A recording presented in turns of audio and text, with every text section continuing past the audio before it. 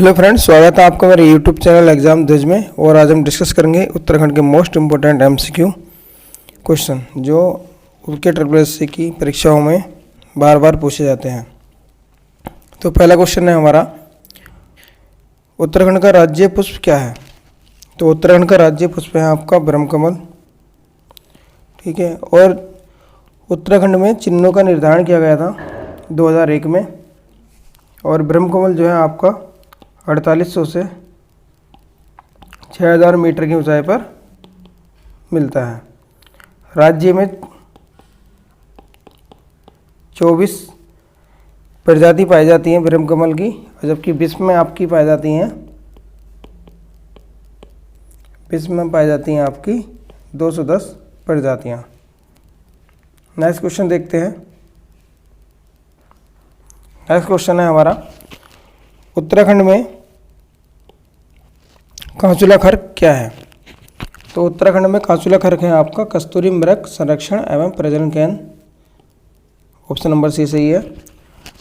जो कस्तूरी मृग प्रजनन केंद्र है, इसकी स्थापना की गई थी आपकी 1982 ईस्वी में, और यह चमोली में स्थित है। यह चमोली में स्थित है। नेक्स्ट क्वेश्चन आता है, निम्न में से कौन गढ़वाल मंडल में नहीं है? तो गढ़वाल मंडल में आपके 7 जिले आते हैं। उत्तरकाशी भी आपका गढ़वाल में है, रुद्रप्रयाग गढ़वाल में है, पौड़ी भी गढ़वाल में है, लेकिन आपका बागेश्वर गढ़वाल में नहीं है। तो ऑप्शन नंबर सी हमारा सही हो जाएगा। 3 जिले तो ये हो गए। चौथा जिला बता आपका देहरादून,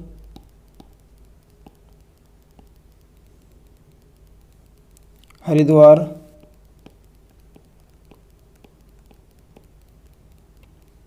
टिहरी और चमोली।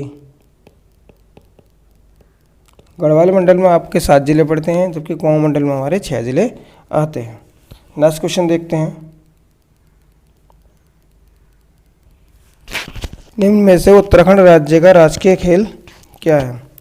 तो राजकीय खेल क्या है उत्तराखंड का? तो हमारा उत्तराखंड का राजकीय खेल है आपका फुटबॉल। ये है 2011 ईस्वी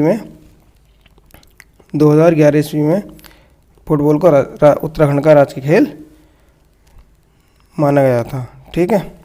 ये क्वेश्चन ग्रुप सी में कई बार पूछा गया है। नेक्स्ट क्वेश्चन देखते हैं हम। अशोककालीन शिलालेख उत्तराखंड के किस स्थान से प्राप्त हुए हैं? तो अशोककालीन शिलालेख हमें ये प्राप्त हुए हैं आपके कालसी से। ये है हमारा देहरादून में। ठीक है। और कालसी शिलालेखों की जो खोज की है वो की गई थी 1860 ईस्वी में फॉरेस्टर द्वारा 1860 ईस्वी में कालसी शिलालेखों की खोज की गई थी। और कालसी शिलालेख जो है ये है अशोक का 13वें क्रम का शिलालेख है। ठीक है। नेक्स्ट क्वेश्चन देखते हैं हम। लाखों गुफा उत्तराखंड के किस जिले में स्थित है? तो लाखों गुफा है हमारी अल्मोड़ा में। ठीक है। और लाखों गुफा की खोज जो की गई थी वो की गई थी हमारी 1968 ईस्वी में। ये की गई थी आपकी प्रोफेसर MP जोशी द्वारा। और जो लाखों गुफा है ये हमारा स्वाल नदी के तट पर है। स्वाल नदी के तट पर। नेक्स्ट क्वेश्चन देखते हैं। अंग्रेजों और गोरखाओं के मध्य संगोली की संधि कब हुई थी? तो संधि हुई थी हमारी 1815 ईस्वी में। अंग्रेजों की तरफ से थे हमारे ई गार्डनर, और गोरखाओं की तरफ से थे हमारे आपके सेनापति था बमसा। ये 1815 ईस्वी में अंग्रेजों और गोरखाओं के बीच में संधि हुई थी। नेक्स्ट क्वेश्चन हमारा, हरिद्वार पर तैमूर लंग ने आक्रमण कब किया था? तो हरिद्वार पर तैमूर लंग ने आक्रमण किया था आपका 1398 ईस्वी में। ठीक है, जब तमिलनाडु ने आक्रमण किया था तो इसके साथ एक इतिहासकार आए थे आपके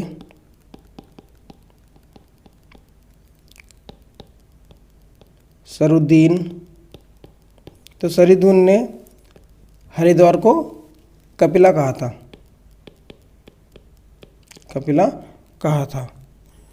नेक्स्ट क्वेश्चन देखते हैं। कुमाऊं परिषद का कांग्रेस में विलय कब हुआ? तो कुमाऊं परिषद का कांग्रेस में विलय हुआ था आपका 1926 ईस्वी में। और कुमाऊं परिषद का जो गठन हुआ था वो किया गया था आपका 1916 ईस्वी में।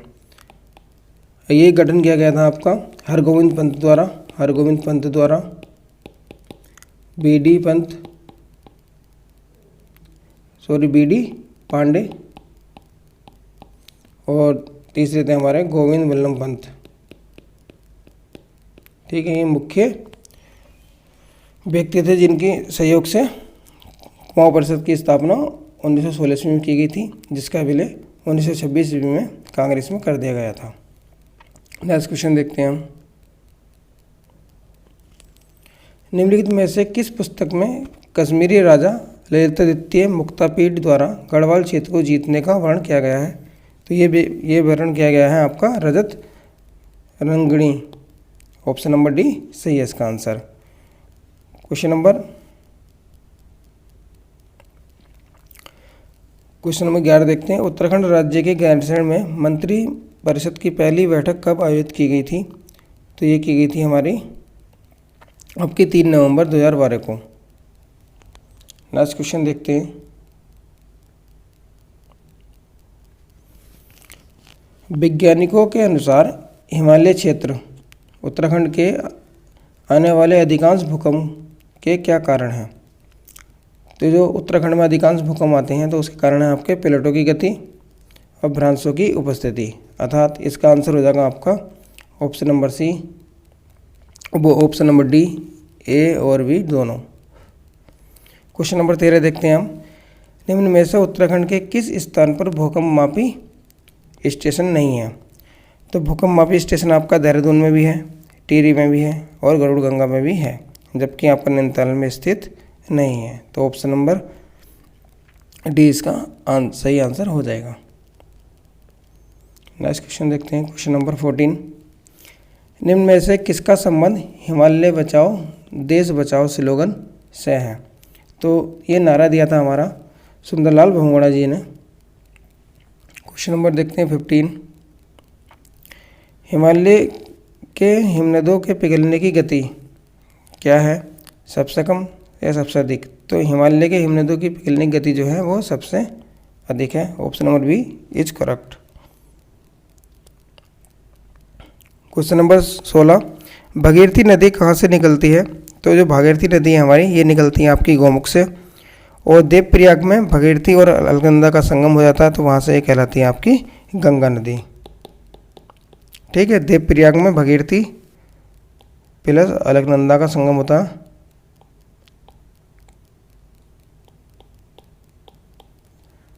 ये होता है आपका देवप्रयाग में। इसके बाद क्या कहलाती है आपकी गंगा नदी। काली और गोली नदी का संगम कहाँ पर होता है? तो काली और गोरी नदी का संगम होता है आपका जौलजीबी में। ठीक है, ये पड़ता है आपका पिथौरागढ़ में,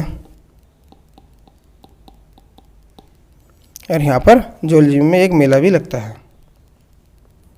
नेक्स्ट क्वेश्चन देखते हैं हम। निम्न में से किस ताल को उत्तराखंड की उबलती ताल के नाम से जाना जाता है?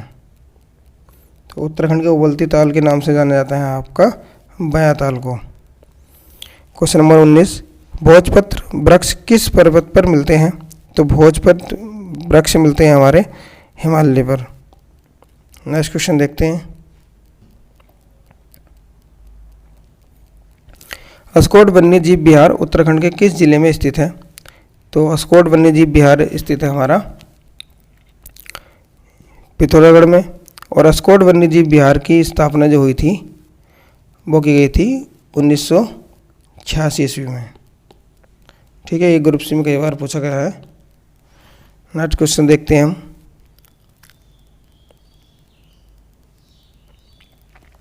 उत्तराखंड राज्य के किस शहर में चावल का सर्वाधिक उत्पादन होता है? ठीक है, तो यहाँ पर शहर लिखते हैं, यहाँ पर होगा जिले, किस जिले में, तो वो होता है आपका उधम सिंह नगर में सर्वाधिक चावल का प्रोडक्शन होता है। क्वेश्चन नंबर 22 है, ढिकाला निम्न में से किस राष्ट्रीय उद्यान का प्रवेश द्वार है? तो ढिकाला है आपका कार्बेट राष्ट्रीय उद्यान का प्रवेश द्वार है। और कार्बेट नेशनल पार्क की जो स्थापना हुई थी वो हुई थी हमारी 1936 में।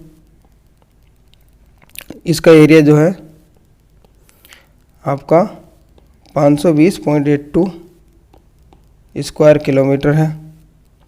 ये आपका कार्बेट नेशनल पार्क 2 डिस्ट्रिक्ट में पड़ता है, Pauri plus Nainital. Next question देखते हैं, उत्तराखंड में कौन सा मेला काली और गोदी नदी के संगम पर लगता है? तो ये लगता है आपका जोलजीबी मेला।